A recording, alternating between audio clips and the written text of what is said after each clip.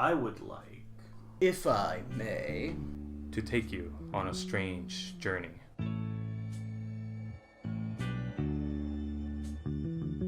Michael Rennie was ill the day the earth stood still, but he told us where we stand. And Flash Gordon was there in silver underwear. Claude Rains was the invisible man. Then something went wrong for Fay Ray and King Kong. They got caught in a cellular jam.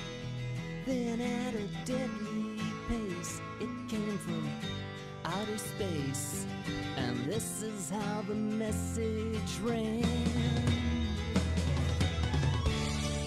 Science fiction. Welcome back, everybody, to another episode of Man Bites Film. This week I got two awesome guests here. Obviously our new co-host and another guest that will introduce himself right now. So, thank. Hi everybody, William Phoenix here. Looking forward to today's episode. It's going to be a great one, but before we get into it, we have our guest for the week. Hi, my name's Richard. I'm a member of clergy who has seen the Rocky Horror Picture Show around late high school. So that started me out on the Rocky Horror fandom, and I'm glad we're talking about that today. Yeah, so you can imagine the amazing difference that we got. Obviously, I got the Stanley Kubrick style. We got William that has like the horror, different backdrop than we do, the filmmaker aspect. And of course, we got the clergy involved as well. How awesome is that? The different perspectives Rocky Horror brings together, and that's what we want to establish today, is how Rocky Horror Picture Show is one of the most amazing films because it brings everybody together. So I want to let William and Richard talk about the film, and then we'll go into more details about it. For those of you, or maybe two of you that have not seen it by now or heard of it, Rocky Horror is what became one of the biggest cult classics coming out of the 70s. Tim Curry stars in it. He's like, I would say the biggest one there, but you know, Susan Sarandon's in it, and oh my god, who plays Brad? I can't remember. Barry Bostwick. Thank you. Barry Bostwick plays Brad. Basically, in a nutshell, it's these two innocent people looking to get to Dayton, Ohio, get lost. They find this castle, this mansion, and, well, a whole bunch of stuff ensues between monster creations and virginity losses and song and dance and high heels and stilettos and a whole lot of Transylvanians. So what's your approach on it? What did you...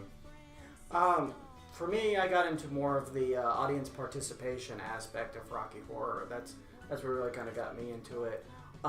Which is, if you ever see it, you got to see it with a shadow cast. That's when they're doing all these like midnight showings of Rocky Horror.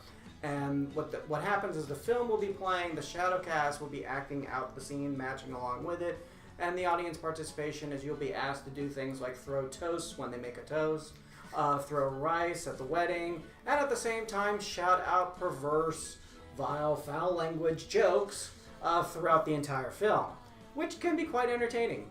Oh yeah. And if you've never been to a Rocky Horror Picture shadow cast or a show that they do in any of the locations nationwide, because every city has some form of Rocky Horror, it is one of the most interactive experiences that you will ever have. I mean, every single person in the audience interacts with the cast and crew.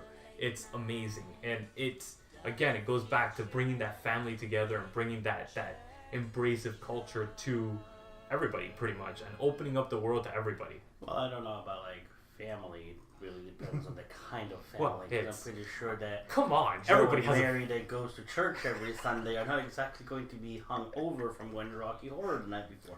They may. It would be quite amusing, though. But it's not a Disney film, kids. We'll say that. You know, Well, you could watch it if you're like Disney. Yeah, if you're sick of living in Orlando and you're tired of Disney, definitely something you want to go check out. There's actually 3 casts in Florida right now. There's the Rich Weirdos, which are here in Orlando. Yeah. There's in Tampa has 2 of them, which I believe is Interchangeable Parts and Cheap Little Punks. Cheap Little Punks is awesome. I've seen them before. Miami has also seen, and I know Jacksonville. I've seen pineapple-shaped lamps do theirs. Yeah. And the pineapple-shaped lamps actually do it in a lot of the conventions and stuff like that. So if you do go to one of the conventions, they do it. They were there for SuperCon. They're doing it there. The Cheap Little Punks did MegaCon earlier this year. Yeah. So I mean, they're all over the place, and pretty much any convention that you go to, they will have a shadow cast at one point or another.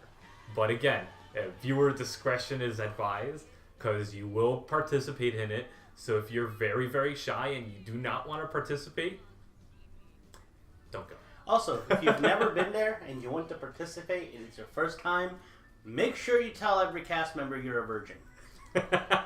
It'll be fun. Oh yeah. Promise. And you will definitely be blushing by the end of the night. Or making some very good friends. Depends on what you're into. So, why did you guys enjoy the movie? And what grabbed you about the movie? Well, Rocky Horror was actually the first movie. Like I had not watched Rocky Horror until I was 34. Wow, 30, really? Yeah. Late bloomer. My friend Kaylin at the time was like, hey, I'm going to go see it tonight. And I was like, what's that? I'd seen bits and pieces back when VH1 used to show it back in the day. Yeah. But I never really thought much of it. And then she was like, you should come check it out. And I'm like, okay. And I was hooked. And I absolutely loved it.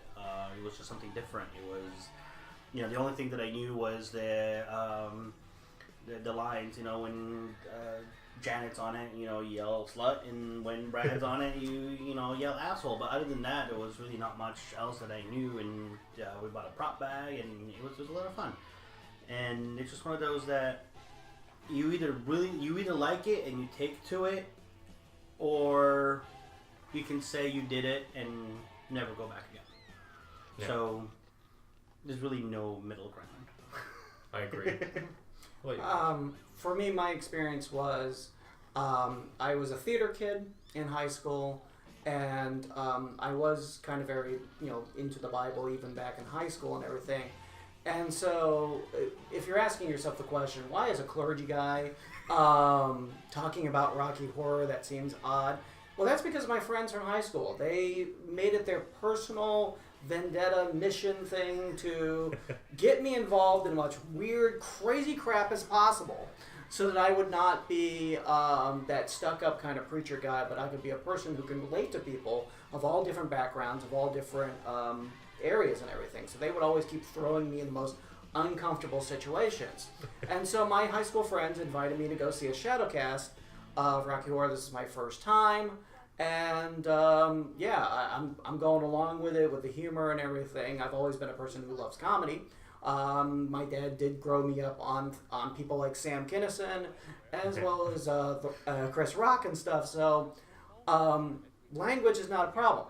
But like I'm saying, even seeing like a sweet transvestite, for example, takes me out of my comfort zone. I do know the relevance of this film for a lot of people is that it was a sexual awakening for a lot of individuals. It was people that were in today's society, when we're saying it's okay to be gay, it's okay to come out as lesbian now, we're about that. Back then, not so much. And this was the film that first made people feel it's okay for me to be transgender, it's okay for me to be gay, it's okay for me to be lesbian, it's okay for me to explore my sexuality. And I had one friend who was very much kind of like kept to themselves kind of thing. It was a woman, and when she went, she all of a sudden 180'd on us and became Rocky Horror obsessed, and has been part of the Shadowcast endeavor ever since. So it reaches people at different times, different things. For me, it was all about getting out of my comfort zone. For my friend, it was all about exploring and awakening herself. And for others, it's that kind of experience. Yeah, that's great, because honestly, I enjoy it because I think it's a great film and it's just hilarious to watch. And again, I came into it late too. I came into it when I was 17 years old. So it was in the mix of high school, and our high school down in Miami, it was called Closet Park for a reason. I mean, literally about 80% of the school was either gay or lesbian or bi. So it was a film to watch. And they're like, "Oh, dude, I can't believe you've never seen this." And I was like, "Okay, whatever. Let's bring it on." And I really like how every different type of person could enjoy this movie. I've seen every type of like niche group enjoy this film. It's not only the rockers, it's not only the horror fanatics, it's not only the comedy fanatics, it's pretty much open to everybody, which is pretty awesome because it has every element of every single genre, which is fantastic. And that's why I said at the beginning, I think it's a unifying film. It brings everybody together. Like Richard said, it brings out the people that were very close-minded, very, very narrow-scoped, and it brings it out in a light that's not over the it's not hitting you over the head, like saying, "Oh, you gotta be like this, you gotta be like this." It's very fun.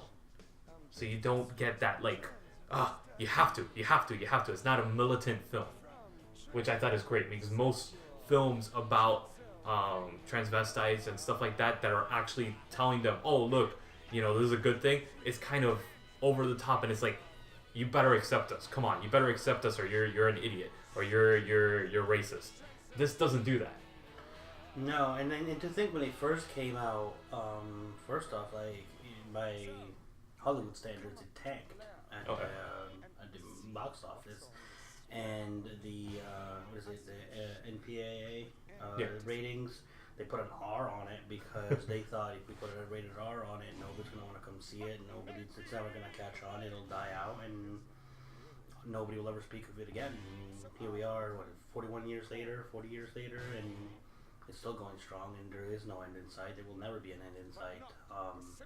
Like you said, it's one of those almost coming of age movies, where it's like in today's society, especially like when you're looking at safe spaces and people looking to find ways where they can see themselves and stuff. Something like Rocky Horror has done so much for so many people that you'll hear stories. People have written books about it and just how it affected their lives and their future, and it's incredible because it used to be a musical, and then they made it into the movie, and like I don't think anybody could have ever seen the magnitude that this movie was making, and even during production there was so many things that went wrong during production.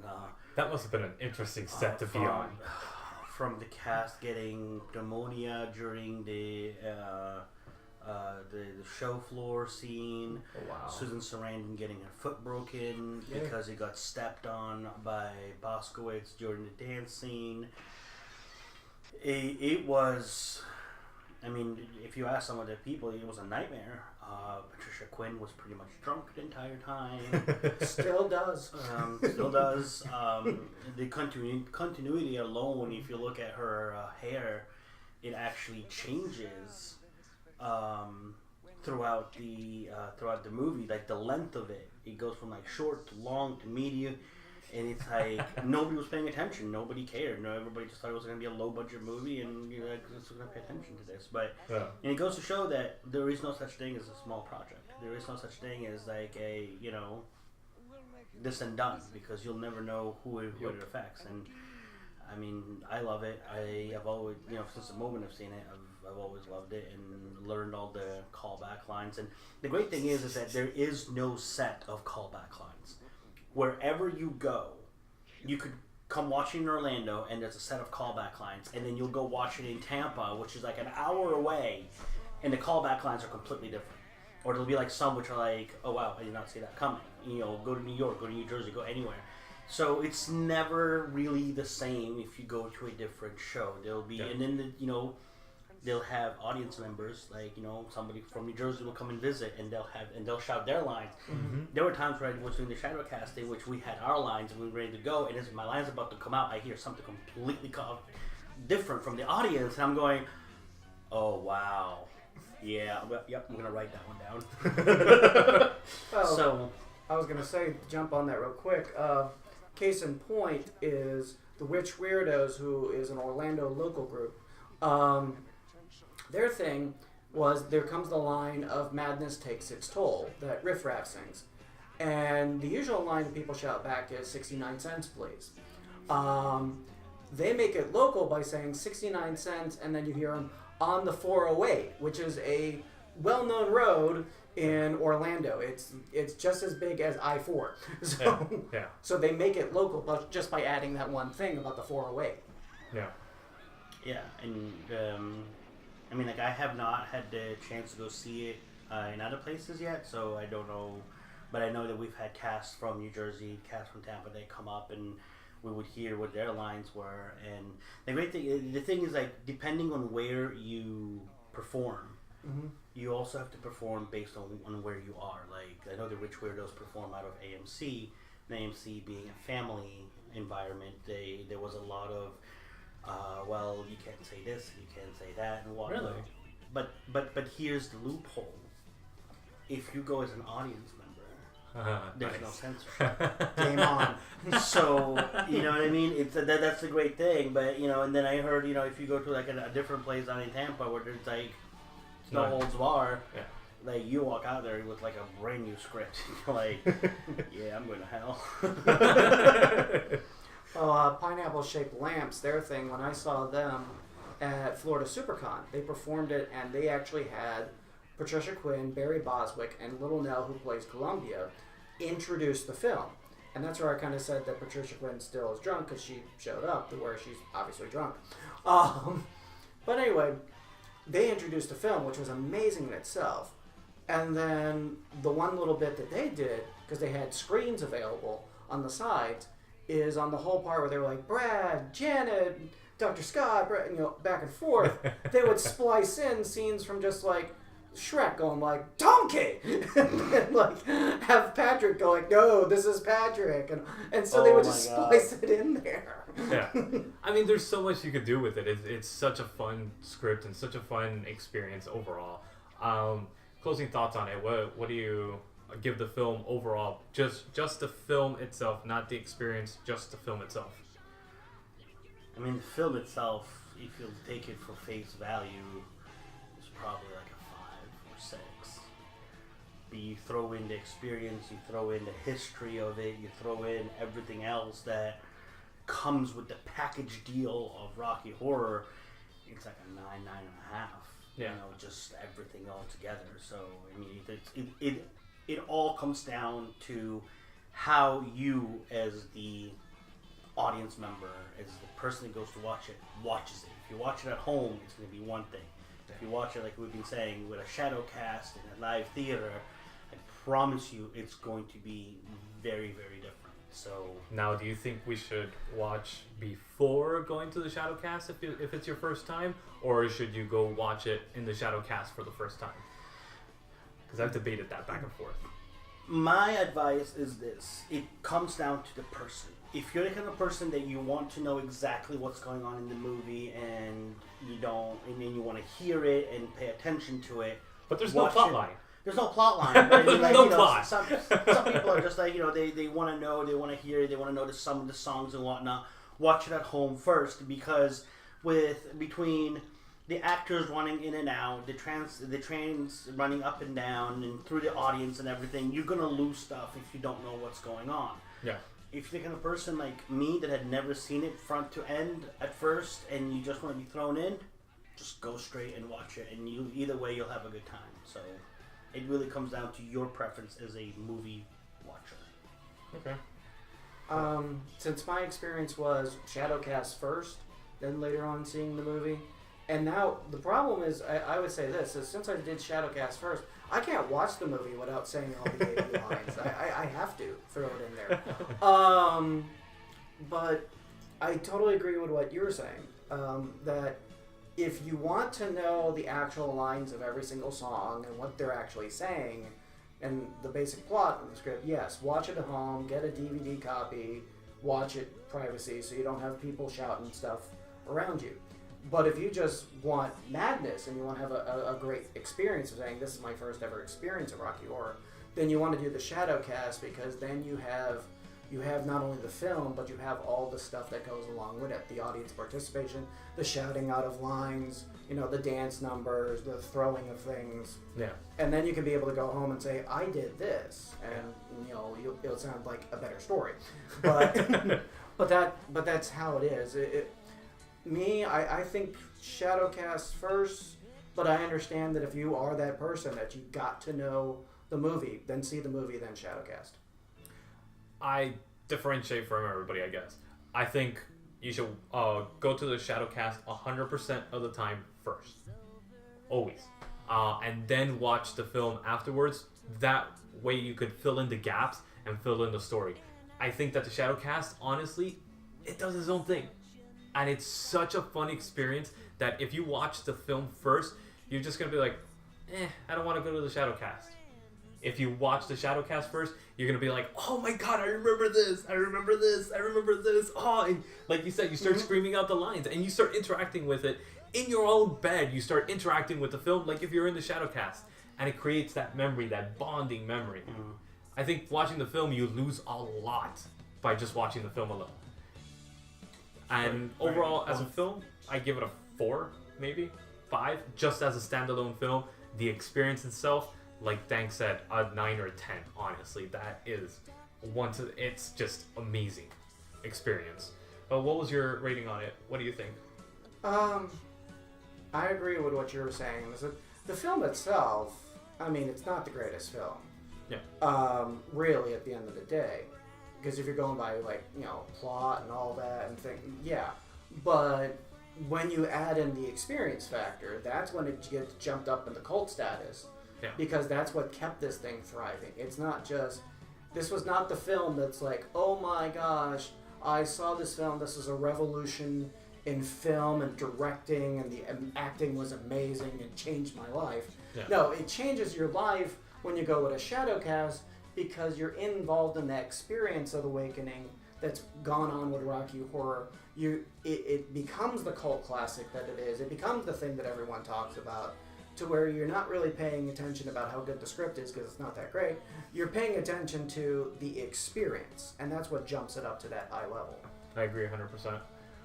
All right, so that's our episode for today. Unfortunately, Rocky Horror is not streaming anywhere for free. You could stream it on Amazon. You could purchase it on Amazon. I definitely recommend you do if you want to watch it. Have it in your collection. I mean, I think Amazon sells it for $7, the actual Blu-ray of it. So it's fairly cheap. I'm pretty sure you can find it on the $5 bin at Walmart.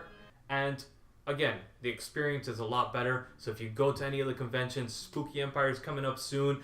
And of course, we got to mention that we're going to be at Spooky Empire representing the show. And we'll be able to do trivia, questions, and a few other things. We're going to have a panel as well, that we're going to be doing the top 5 films of the audience. So we're going to be setting that up on Sunday at noon. And just follow the guide and see if you guys could come out and check us out. So thank you guys, Richard, William, and we'll see you guys next Friday for another episode of Man Bites Film. And crawling on the planet's face. Some insects called the human race. Lost in time and lost in space and meaning. Science fiction, double feature, Dr. X will build a creature,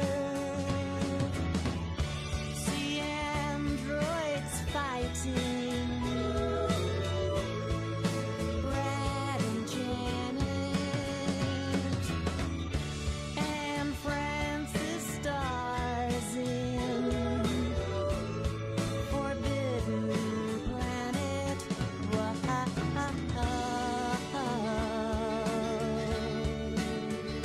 At the late night double feature picture show.